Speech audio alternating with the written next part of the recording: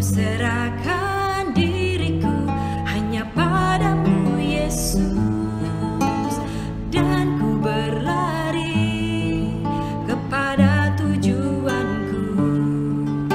Kau beriku hari yang baru, yang lama telah berlalu. Rencanamu, oh Tuhan, indah bagiku, tak terbatas oleh pikiranku. Firman-Mu ya dan amin, sumber kekuatan, Kau pengharapanku, Kau terbaik bagiku.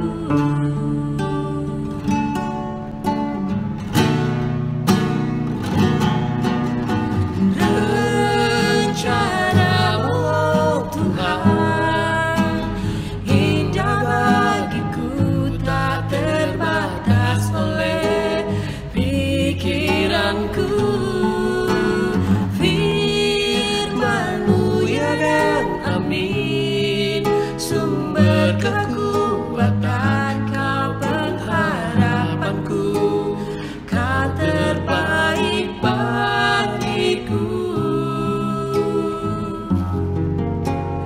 Kau terbaik bagiku.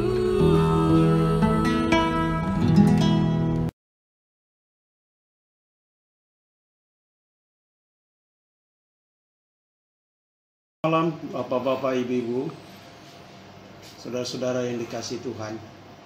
Kebaktian tengah pekan hari ini kita merenungkan firman Tuhan yang diambil dari Ulangan 27 ayat 17. Terkutuklah orang yang menggeser batas tanah sesamanya manusia, dan seluruh bangsa itu haruslah berkata amin. Saudaraku, dalam diri manusia terdapat naluri hasrat mempunyai lebih. Hal ini didorong oleh kesadaran dan pengalaman bahwa kekurangan itu membawa akibat kesusahan.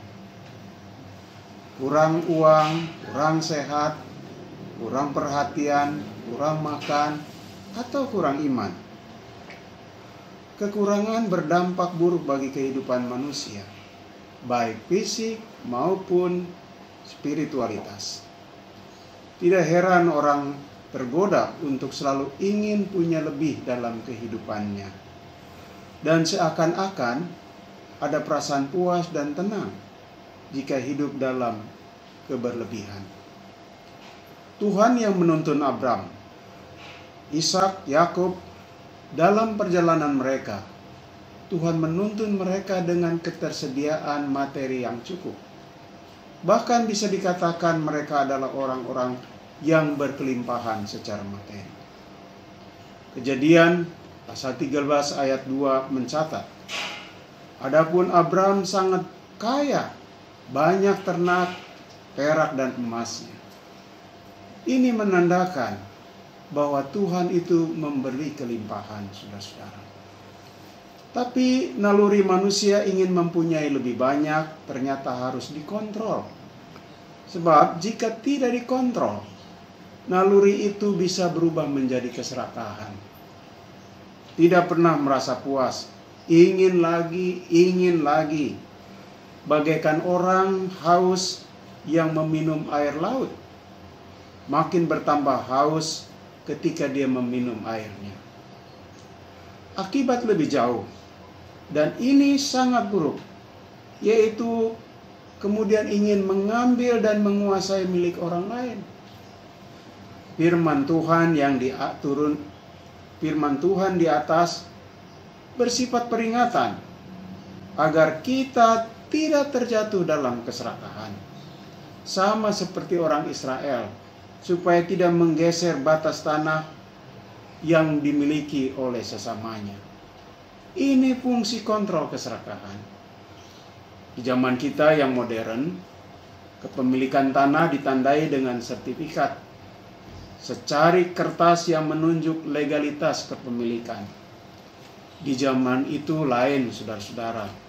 Belum dikenal sertifikat tanah. Kepemilikan tanah hanya ditandai secara tradisional. Batu atau pohon menjadi tanda batas kepemilikan. Saudaraku, kita menyadari bahwa keserakahan itu berbahaya karena ada naluri ingin menguasai dan memiliki milik orang lain. Keserakahan atau kerakusan bukan hal sepele, melainkan penyakit moral dan spiritual. Namanya penyakit, maka membahayakan kehidupan manusia kini dan nanti. Sedangkan bukan hanya secara pribadi, tetapi juga untuk yang lebih luas. Seperti sekarang ketika menghadapi virus corona, banyak orang yang melakukan pembelian secara panik. Akibatnya apa? Dia lupa orang lain juga punya kebutuhan yang sama. Kita harus menerapkan bagaimana justru dalam kesusahan kita saling berbagi.